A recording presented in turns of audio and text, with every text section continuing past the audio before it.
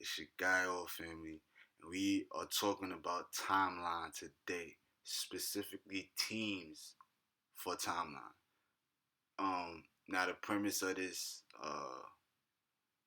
video, we're not going to be talking about every single team that's good for timeline in this video, but we will be, taking some and kind of breaking it down.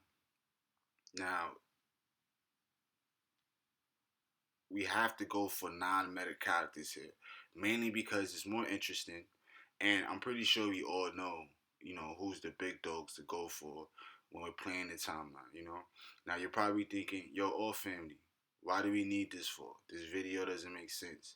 There's a restricted list every week. What if the characters that you're recommending are on the restricted list? Well, what if the characters I'm recommending are on the recommended list? That's the other question you need to ask yourself. You know what I'm saying?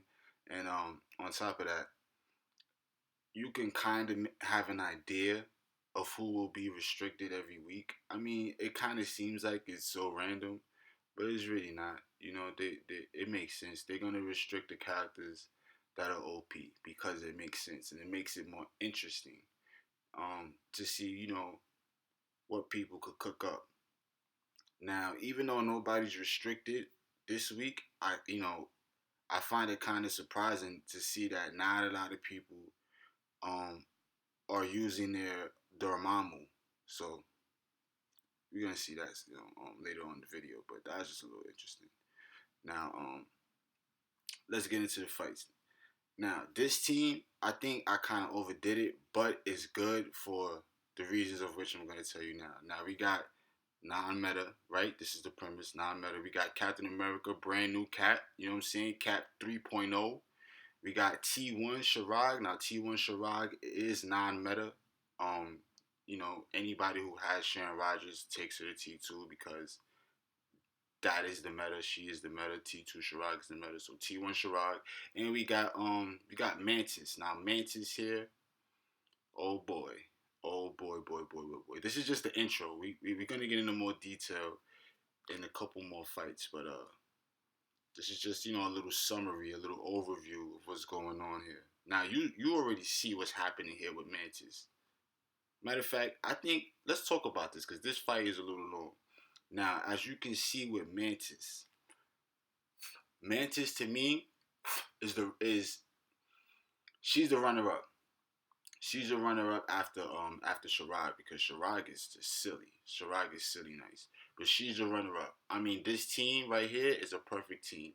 Just in case you run into those nasty energy reflects, that's what Cap is there for. And Cap has everything he needs to stay alive. You know what I'm saying? I say it's really important to work on Cap's HP. Now the reason why I put all these together too is because Cap has the max HP leadership, and in anything PvP, having a max HP leadership is very important. But we'll get back to that in a second. Now with this team, once again, this is just to kind of bypass the nasty energy reflex. Now Luke Cage is surprisingly really, really freaking good. Now this is kind of a physical team, I wanted the closest to physical. Robbie's not necessarily a physical character, but he does do physical damage, and he's there to basically balance out what's going on, just in case you need that extra damage because energy characters are stronger than physical characters in this game at this point now. It wasn't always like that though. Now as you can see, going in with physical characters against energy characters, it really gives you an advantage because you might take more damage, so to speak, for them, but they're gonna take more damage from you rather than if you was an energy dealing character, it's gonna deal less damage. Now the premise of this team, I kind of just do anybody on that. I kind of do like characters I like. Now Kid Kaiju and Riri are actually really good in timeline. They actually are, as you're gonna see here. They're really good. But And plus, Kid Kaiju is T1 here, so that's really impressive. But the problem is with Cho. Cho needs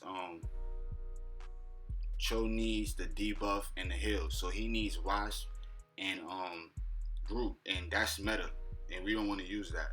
So I probably made a mistake putting Cho on his team, but it happened. As you see, the residual damage from the animation wound up killing Doctor Strange. If you rewind it back real quick, that was kind of cool.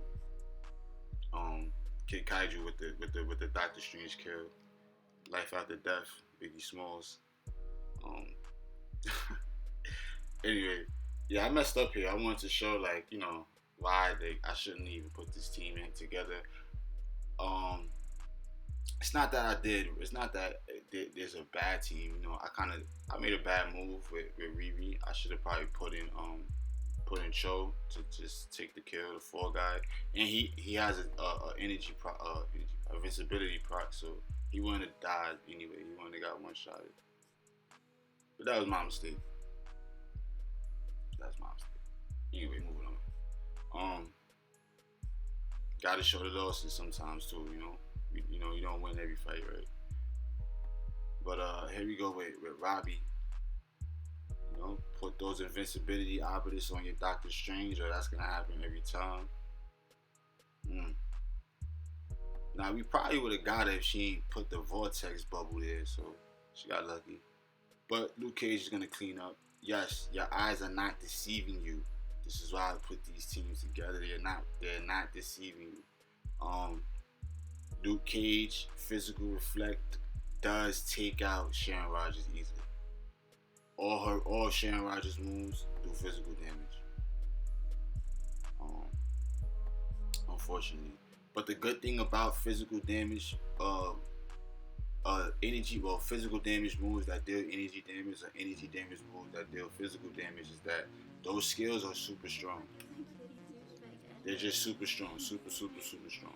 So, but it leaves you in a bit of a pickle, when you're going up against a destroyer or Luke Cage,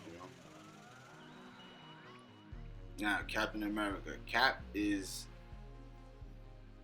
has to be my new favorite character for Timeline. I mean, he should be meta for Timeline, personally.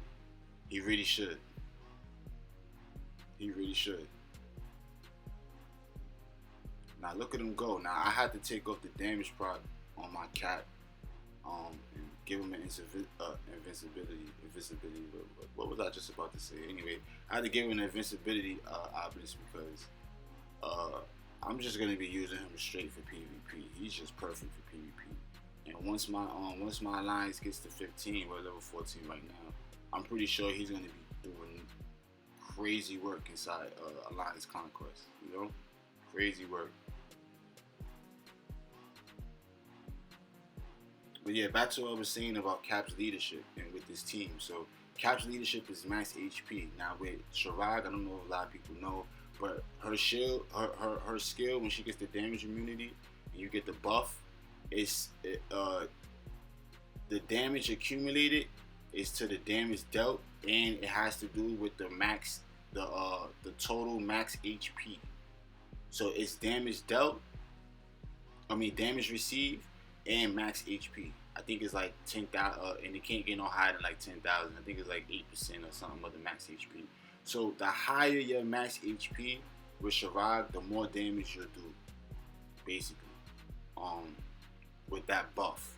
So that's why I got this guy there. And then max HP helps you heal. Basically, the more max HP you have, you get bigger heals as well. So I have what I have on her, start backing. I'm gonna give her Iron Muscle boost. She get the attack stats, but I gotta give her like overdrive or something because that's the recommended but that's the required ISO you need if you're gonna be doing ABX with her and all that. I want to see how she does in ABX T1, but anyway, max HP is very important for when you want to get your heals, and that leads us to Mantis. She gets the 5% under 90% HP. I mean, if we could get her HP up high too, every time she cracks a hill, she's gonna be getting doing stupid numbers. She basically can't die. Um, so it's just a pretty. I think this team and the other team with Luke Cage, Agent Venom, and Robbie, these two teams are very well rounded. I should have put a better character with I probably should put Elsa with Kid Kaiju and Riri, but they're a good team. Riri's pretty good too. You know, she takes out everybody. Or that's why she. If you ever see her on a restricted list and wonder why she's restricted, that's why she's pretty good.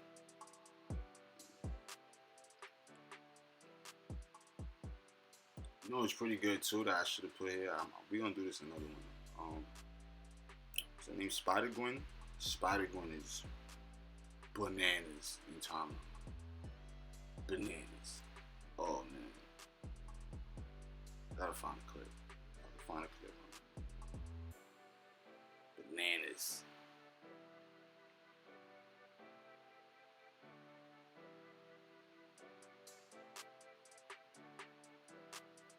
All right, now watch Cap here. We're gonna go on with Cap. Cap is just nice, man. I mean, and I'm doing this all the time.